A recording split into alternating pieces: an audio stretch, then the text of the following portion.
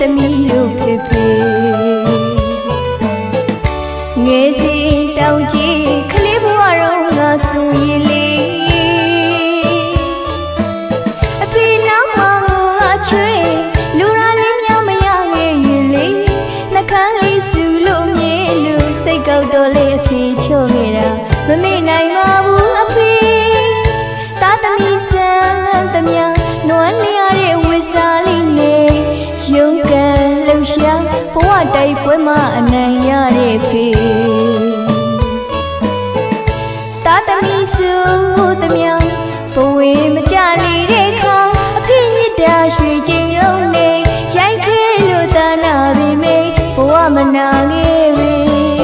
ရွှေမြစ်မို့တောင်ဥမကနိုင်တူမရတော့သမီးချစ်တဲ့ကနဝေဖေဖေ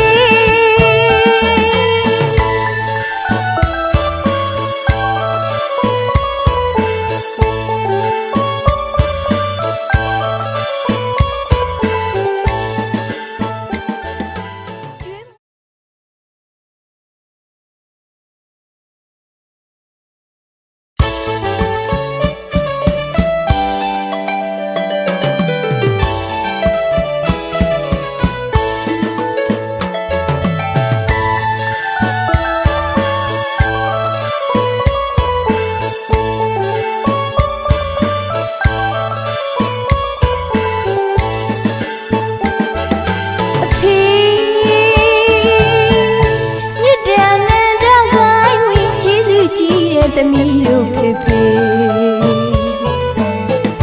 ငယ်စဉ်တောင်ကြီးကလေးဘဝတော့ငါဆိုရင်လေ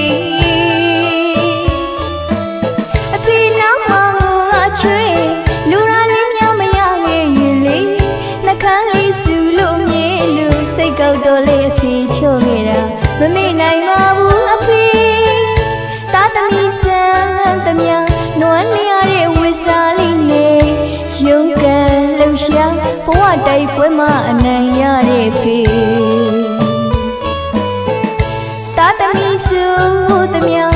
ဘဝမကြလေ